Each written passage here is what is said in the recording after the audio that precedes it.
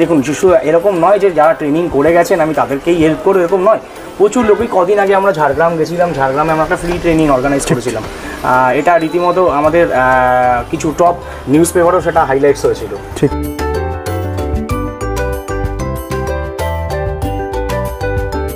গত ফেব্রুয়ারিতে ওয়েস্ট বেঙ্গল গভর্নমেন্টের মানে লাইভস্টক ডিপার্টমেন্ট থেকে আমাদেরকে ইনভাইটও করেছিল ইন্দু হাইজেনিককে, ওদের যে বেঙ্গল গ্লোবাল বিজনেস সামিট হয়েছিল সেই সামিটে পার্টিসিপেট পিগের উপরে, এবং পিগারি সেক্টর থেকে শুধুমাত্র ওয়েস্ট বেঙ্গল থেকে আমরাই ওখানে পার্টিসিপেট করি।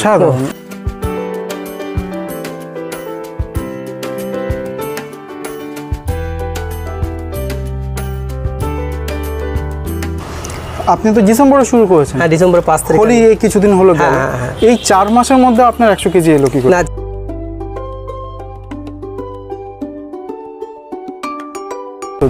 এক তো মানে ঘটনা হয়ে গেছে, আমি একটু আগে বললাম আমাদের 3টে ফার্ম রয়েছে, 3টে ফার্মে নেই করে 4-5 হাজার অ্যানিমাল আছে। আমার প্রায় প্রতি ফার্মে মাসে প্রায় 20-22 টন করে ফিড লাগে, আমার নিজস্ব ফিডই লাগে। তাহলে 3টে ফার্ম রয়েছে, আর নেই করে 60 টন 70 টন ফিড আমার নিজের ফার্মগুলোতেই লাগে।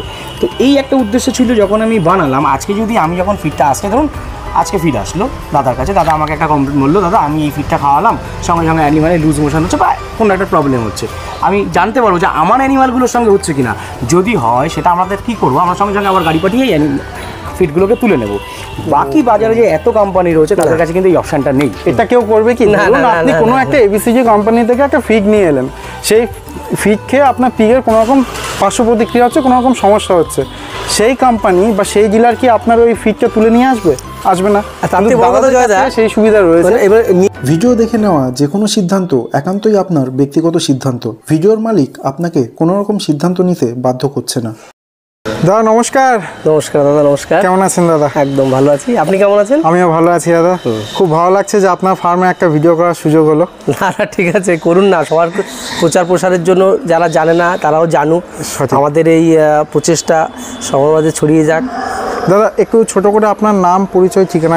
নমস্কার, আমি পলাশ ঠাকুর, আমি কুমড়ো বাজারে থাকি, আমাদের কুমড়ো পঞ্চায়েত, হাবড়া থানা, তো উত্তর 24 পরগনা। ওকে, এখানে আমি এই ফার্মটা কবে স্টাবলিশ করেছেন? আমি এখানে শুরু হয়েছে আমার ডিসেম্বর থেকে, ডিসেম্বরের 5 তারিখে আমি এখানে আমার অ্যানিমেল এখানে নিয়ে আসি, আমি ওখান থেকে আবার শুরু করি 2024 ডিসেম্বর। 2024 ডিসেম্বর, মানে এটা নতুন ফার্মই বলা যায়। একদম একদম। তাহলে আপনি কি কোথাও থেকে প্রশিক্ষণ নিয়ে শুরু করেছেন না নিজে থেকে, নিজের উদ্যোগে? একদম দাদা, আমি বিষয়টা আমার দীর্ঘদিনের একটা শখ বা স্বপ্ন বলতে পারেন। তো আমি বিভিন্ন জায়গা থেকে এর খোঁজ খবর নিয়ে, আমাদের একটা ইউটিউব আছে আমাদের কৃষ্ণেন্দুদা, ওনার ইউটিউব দেখে আমি সত্যি খুব আগ্রহ প্রকাশ করি, ওনাদের কাছ থেকে ট্রেনিং নিই, এবং ট্রেনিং নিয়ে আমাদের যেরকম যত রকম প্রশ্ন ছিল জানার বা বিজনেস করতে গেলে যা যা দরকার ছিল সমস্ত জিনিস আমি এখানে ট্রেনিং থেকে পাই। আচ্ছা, তাহলে আপনি যে সংস্থা থেকে নিয়েছেন বলছেন ট্রেনিং, সংস্থাটির নাম কি? অ্যাকচুয়ালি দেখুন, এটা ইন্দু হাইজেনিক। এখানে ট্রেনিংটা সত্যি দুর্দান্তভাবে 3 দিনের করানো হয়, থাকা এবং খাওয়ার সুন্দর ব্যবস্থা, সঙ্গে প্র্যাকটিক্যাল এবং বিভিন্ন রোগ এবং ম্যানেজমেন্ট। টোটাল একটা ফার্মার নতুন যদি কীভাবে করবে, করার পরে কি অবস্থায় যাবে, তাই A to Z এখানে সুন্দরভাবে জানানো হয়। দাদা আপনার তো নতুন ফার্ম, একদম প্রায় 4 মাস। তো দেখুন, একজন নতুন খামারি হিসেবে ট্রেনিং নিলেও কিছু না কিছু নিশ্চয়ই সমস্যা, নতুন কেন অভিজ্ঞ খামারিদেরও সমস্যা আছে। তো এই 4 মাসে আপনি কি কি সমস্যার সম্মুখীন হয়েছেন? ফিড একটু চেঞ্জ যখন হয়, বয়সের সন্ধিক্ষণে ওদের ফিড যখন চেঞ্জ করতে হয়, তখন ওদের কিছু লুজ মোশন বা ব্যাকটেরিয়াল কোনো প্রবলেম হয়। আর সর্বোপরি আমার এখানে নিচের ফ্লোরটা যেহেতু আমাদের ব্ল্যাক স্টোন দেওয়া, ঠান্ডা লেগে কিছু জ্বর হয়েছিল, দাদার সঙ্গে আলোচনা করার পরে ওনারা এসে ভিজিট করে সেই মতন ওনারা ওষুধ দিয়েছেন। আচ্ছা, মানে দাদারা আসেন না, ওনারা ভীষণ হেল্পফুল। আসেন বলতে আমি তো পাই ওনাদের যখন ডাকি, এবং যে কোনো সমস্যায় আমি আমার কথাই বলি, আমি যখন ডাকি ওনারা আসেন এবং আমাদের সার্বিক সহযোগিতা ওনারা করেন। কীরকম কি ট্রিটমেন্ট করতে হয়? যে সমস্ত বললেন ঠান্ডা লাগার সমস্যা, একটু ব্যাকটেরিয়াল ইনফেকশন হওয়ার ব্যাপারগুলো রয়েছে, তো একটু চিকিৎসাগুলো সম্পর্কে জানতে চাইবো। আচ্ছা, চিকিৎসার মধ্যে আমার খুব আজকে একটা ভালো দিন, আপনি এসছেন। তো আমাদের টোটাল এই বিষয়ে আমাদের যে ফার্মটা, যার তত্ত্বাবধানে বলেন, যার ডিরেকশনে আমরা করি এবং উনি একজন আমাদের ট্রেনার বড় মাপের, উনি আমাদের এখানে এই বিষয়ে মেডিসিন নিয়েও করেন। তো আজকে আমার সৌভাগ্য হয়েছে উনি আজকে আমার ফার্মে এসেছেন, আমরা কাস্টেশনটা আজকে করতাম। দাদা বললো ফার্স্ট টাইম যেহেতু আমি থাকবো। বাহ। দাদাকে অনেক ধন্যবাদ। দাদা আসুন। আজ তো আমারও সৌভাগ্য যে তাহলে দাদা দাদার কেমন সঙ্গে আছেন? দেখা হলো। ভালো আছি আচ্ছা আচ্ছা। দাদা নমস্কার, কেমন আছেন দাদা? একদম ঠিকঠাক আছি। আমি তো খুব ভালো দিনে এলাম তাহলে। না না, ভালো দিন বলতে একদম আপনি এসছেন ঠিকই, কিন্তু আমাদের আজকে একটা ডেট, অ্যাকচুয়ালি আমাদের 3 দিন পর আমাদের এই জিনিসটা সিস্টেমটা থাকে, তো 3 থেকে 1 মাসের মধ্যেই করতে হয়। তো দাদাকে বলেছিলাম, দাদা আজকে এসছেন, তো আজকে আপনিও না, এসছেন। দাদাকে যেহেতু পেয়েছি আজকে তাহলে কয়েকটা বিষয় জেনেই ছাড়বো। একদম। দাদা যেটা দাদা বলছেন যে একটা নির্দিষ্ট সময়ের মধ্যে করতে হয়, সময় কি বা কি কি জিনিস খেয়াল রাখতে হয়? এক তো মানে ক্যাস্টেশনটা বাচ্চা যখন হবে, মানে আমরা বলে রাখি প্রথম 3 দিনের মধ্যেই ক্যাস্টেশনটা করে ফেলতে। ওই 3 দিনের সময় থাকে হচ্ছে একবারে আয়রনটা করে নাও, লেজ কেটে দাও আর দাঁতটাও কেটে ফেলো সেই সঙ্গে। পাশাপাশি আমরা বলি যে ক্যাস্টেশনটা করাবো, কারণ ওই সময় অ্যানিমাল ছোট থাকে, তার ক্যাস্টেশন করতে আমাদের যেমন সুবিধা হয়, অ্যানিমালটারও রিকভারির ক্ষেত্রে অনেকটা টাইম পায়। ফলে অ্যানিমালেরও যে পেইন তো ডেফিনেটলি হয়, তবে রিকভারির ক্ষেত্রে অ্যানিমাল অনেক বেশি সময় পায়। সেই কারণে আমরা 3 দিনটাকে বলি, প্রথম 3 দিন মানে জন্মানোর 3 দিনের মধ্যেই এই কাজটা কমপ্লিট করে ফেলো। যত সময় গড়াতে থাকবে তত ওটা কঠিন হতে থাকবে আর কি। আচ্ছা দাদা, এটা তো আলোচনা করলাম। দাদা একটু আগে বলছেন যে ওনার ফার্মে একটু ঠান্ডার সমস্যা আর ব্যাকটেরিয়াল ইনফেকশনের একটু সমস্যা হয়েছিল। এই ধরনের ক্ষেত্রে যে সমস্ত আমার ভিউয়ার্স বন্ধুরা দেখছেন, ওনারা নিশ্চয়ই জানতে পারবেন, যদি আপনি একটু শেয়ার করে দেন কী করতে হয়। মাঝখানে দাদার ফার্মে যেটা হয়েছিল, দাদা এক তো ব্রিড আমাদের কাছ থেকে প্রথম লটে আমাদের কাছ থেকেই নিয়েছে ব্রিড, ম্যাক্সিমামটাই আছে। মাঝখানে কিছু অ্যানিমাল নিয়ে এসেছিল, সেটা আপনার রিয়ারিং করার জন্য। তো নর্মালি আমরা সবাইকেই বলি যে একবারই সব অ্যানিমাল আনো, যাতে বারবার করে না হয়। এবার সবার তো সবসময় সমান সেইভাবে ফাইন্যান্সিয়ালি ক্যাপাসিটি থাকে না। তো দাদা কী করেছিল, মাঝখানে একটা ব্রেক করেছিল, ব্রেক করে আবার কিছু অ্যানিমাল নিয়ে এসেছিল। তো সেই অ্যানিমালের যে ফার্ম থেকে অ্যানিমাল নিয়ে এসেছিল, সেই অ্যানিমাল থেকে কিছু ব্যাকটেরিয়াল ইনফেকশন হয়েছিল, এবং সেখান থেকে তারা যখনই নতুন ফিড খাওয়া শুরু করেছে, আমাদের স্টার ফিড যখন খাওয়া শুরু করেছে, সেই খাওয়ার পরে ওদের কিছু লুজ মোশন হয়েছিল। লুজ মোশনটা হতে হতে সেটা ক্রনিক লেভেলে পৌঁছে গেছে। PRS বলে একটা ডিজিজ মানে ভাইরাস আছে, সেই ভাইরাসটা মেবি খানিকটা ইনফেক্ট করেছিল আর কি। তো সেই সময় এমনি নর্মালি আমরা যদি লুজ মোশন হয়, নর্মালি কিছু কিছু বেসিক ট্রিটমেন্ট থাকে। নর্মাল যদি ব্যাকটেরিয়াল লুজ মোশন হয়, সেক্ষেত্রে ছোটো বাচ্চাদের ক্ষেত্রে আমরা অফলক্স বা টিজেড খাওয়াতে বলি মিক্স করে, আর না হলে এনরোফ্লক্সিসিন খাওয়াতে বলি।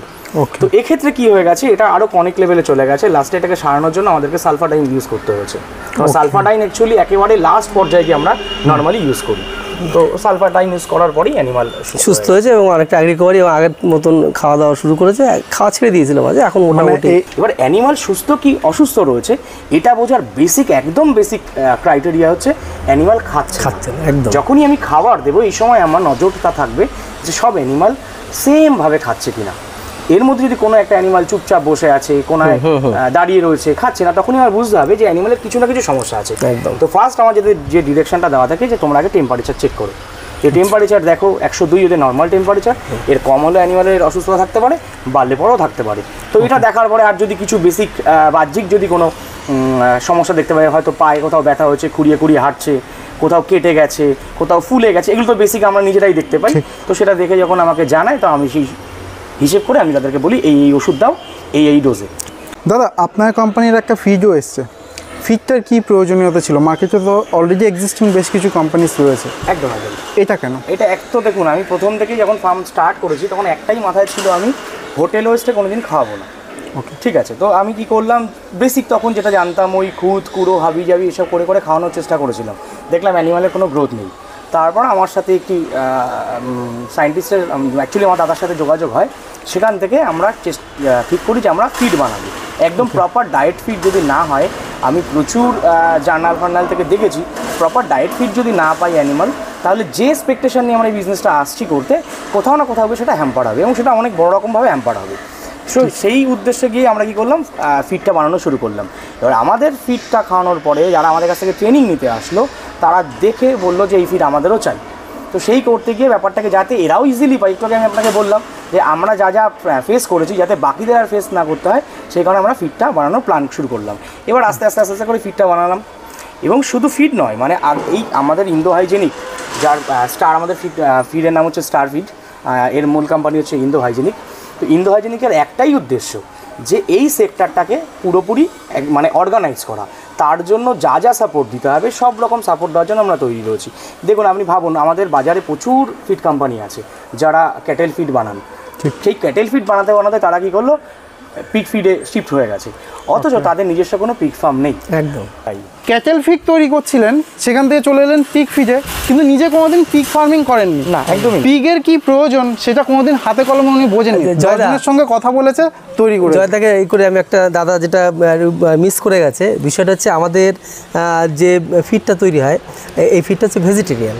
তার মানেটা কি, এই কারণে বলছি কারণ আগামী দিনে ওনাদের যে টার্গেট, এটা আমাদের অ্যাকচুয়ালি রপ্তানির ক্ষেত্রে আমরা যদি বিদেশে মালটা পাঠাই, তো সেখানে একটা গ্রেড, একটা ওদের কোয়ালিটি নির্বাচনের সাংঘাতিক একটা এফেক্ট ফেলে। এবং আগামী দিনে শুধু এই একটা ভেজিটেরিয়ানের জন্য, এবং এই মাংসটা অন্যান্য মাংসের থেকে অনেক সুস্বাদু হবে এবং এর গ্রেড যে কোয়ালিটি মানে এক্সপোর্ট করার মতো জায়গায় চলে আসবে। তো ইন ফিউচারে ওনারা শুধু অল ইন্ডিয়ার মধ্যেই বিজনেসটা করতে চান, এনারা করছেন, এর অনেকগুলো উদ্দেশ্য হয়তো আমার মনে হচ্ছে এটা আমাদের সঙ্গে ওনারা শেয়ার করেননি। তো আমাদের টোটাল যে পরিবার, এই যে মালটা এত উৎপাদন হলো, এটা যদি কোনো কারণে আমরা যদি বাইরে পাঠাতে পারেন ওনারা, তাহলে আমরা কিন্তু রেট আমাদের এইখানে দাঁড়িয়ে যা পাবো তার থেকে অনেক বেশি পাবো, এটা আমাদের আশা। এবং আশা করি ওনাদের সেই সেট আপ আস্তে আস্তে ওনাদের ক্রমপর্যায়ে আরও উন্নয়ন হোক, ওনারা সেই পর্যায়ে যাক, এই শুভকামনা অবশ্যই থাকবে।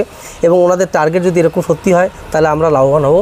দুর্দান্ত দুর্দান্ত। এক তো মানে ঘটনা হয়ে গেছে, আমি একটু আগে বললাম আমাদের 3টে ফার্ম রয়েছে, 3টে ফার্মে নেই করে 4-5 হাজার অ্যানিমাল আছে। আমার প্রায় প্রতি ফার্মে মাসে প্রায় 20-22 টন করে ফিড লাগে, আমার নিজস্ব ফিডই লাগে। তাহলে 3টে ফার্ম রয়েছে, আর নেই করে 60 টন 70 টন ফিড আমার নিজের ফার্মগুলোতেই লাগে। তো এই একটা উদ্দেশ্য ছিল যখন আমি বানালাম। আজকে যদি আমি যখন ফিডটা আসলে, ধরুন আজকে ফিড আসলো দাদার কাছে, দাদা আমাকে একটা কমপ্লেন বললো, দাদা আমি এই ফিডটা খাওয়ালাম, সঙ্গে সঙ্গে অ্যানিমালে লুজ মোশন হচ্ছে বা কোনো একটা প্রবলেম হচ্ছে, আমি জানতে পারবো যে আমার অ্যানিমালগুলোর সঙ্গে হচ্ছে কিনা। যদি হয় সেটা আমাদের কী করবো, আমরা সঙ্গে সঙ্গে আবার গাড়ি পাঠিয়ে ফিডগুলোকে তুলে নেব। বাকি বাজারে যে এত কোম্পানি রয়েছে তাদের কাছে কিন্তু এই অপশানটা নেই। এটা কেউ করবে কি? আপনি কোনো একটা এবিসিজি কোম্পানি থেকে একটা ফিগ নিয়ে এলেন, সেই ফিগ খেয়ে আপনার পিগের কোনো রকম পার্শ্ব প্রতিক্রিয়া হচ্ছে, কোনো রকম সমস্যা হচ্ছে, সেই কোম্পানি বা সেই ডিলার কি আপনার ওই ফিগটা তুলে নিয়ে আসবে? আসবে না। মানে অ্যাকচুয়ালি এই বিজনেসে দুটো জিনিস খুব ইম্পর্টেন্ট, একটা হচ্ছে ফিড আর একটা হচ্ছে ব্রিড। এই দুটোকে প্যারালালি ভালো হতে হবে। এবং এই দায়িত্বটা ইন্দো হাইজেনিক নিয়েছে যে ব্রিডটাও, ফিড যেহেতু আমরা দিচ্ছি, আমরা বানাচ্ছি এখন, পাশাপাশি আমরা ব্রিডটাও। আমি গত বছর পাঞ্জাব থেকে অ্যানিমাল নিয়ে এসেছি, এখন মোটামুটি প্রচুর জায়গায় আমাদের ওই পাঞ্জাবের ব্রিড সব জায়গায় আমরা দিয়ে দিয়েছি। দাদার এখানে ফার্স্ট টাইমার 15টা 10টা 11টা 12টা করে। তবে দাদার আমি একটা কথা বলি, ওই ব্রিডের সঙ্গে ফিড কিন্তু অনেক জায়গায় যেসব ফার্মারের কাছে অনেকে যারা ওনাদের কাছ থেকে ব্রিড নেননি, একটু অন্য স্টেপের, মানে অত ভালো ব্রিড না, কিন্তু এই ফিডের সুফলে তাদের গ্রোথটাও আগের থেকে অনেক বেটার। মানে এবার বিষয়টা হচ্ছে প্যারালে যদি ফিড এবং ব্রিড যদি সেম মানে একদম ভালো একটা জায়গায় থাকতো তাহলে রেজাল্ট ভালো হতো, কিন্তু ব্রিডটা ভালো না, তা সত্ত্বেও তার রেজাল্ট কিন্তু এই খাদ্যের ফিডের গুণে হয়েছে, আরও ভালো হতো, কিন্তু সেই তুলনায় একটু হয়নি। কিন্তু অন্যান্য ফিড ইউজ করলে যেটা হতো তার থেকে অনেক বেটার, এটা ফিডের কারিশমা। আর ব্রিডটা দাদা একটা সবসময় বলেন ট্রেনিং, এবং ওনারা যেমন বলেন এবং আমরাও বলি অনেককেই, যে ট্রেনিং ছাড়া যেন পিগ ফার্মে কেউ না আসে। এবং বিষয়টা হচ্ছে এনারা শুধু করান না, দেখান না, এনারা স্বপ্নের সঙ্গে সহযোগিতা করেন এবং কাঁধে কাঁধ মিলিয়ে চলার চেষ্টা করেন।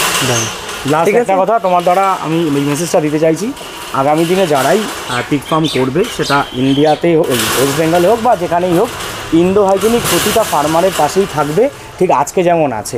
এটা আমরা অন ক্যামেরাতে এটা প্রমিস করছি। আমাদের পরিবার মাত্র অ্যানিমাল তৈরি করা নয়, বিক্রির দায়িত্ব ইন্দো হাইজেনিক নিচ্ছে, এবং এটা অলরেডি এটা করেও চলছে। আগামী দিনেও আমরা এই কথা একদম মানে সাক্ষী রেখে বলছি যে আমরা এই দায়িত্বটা আগামী দিনে এবং বহন করে চলবো যতদিন আমরা এটা পারবো। আমাদের যে নতুন অ্যাকচুয়ালি আমাদের দাদাকে বলেছিলাম, এখানে আমাদের ব্রিডিং ফার্মটি হবে, এখানে আমাদের 20টা মাদার এখন আছে আপাতত, আর ফ্যাটেনিং যেটা করব আমাদের এই প্রোডাকশান এখান থেকে যেটা হবে, নতুন একটা ফার্ম সেট আপ এবং কাজ চলছে।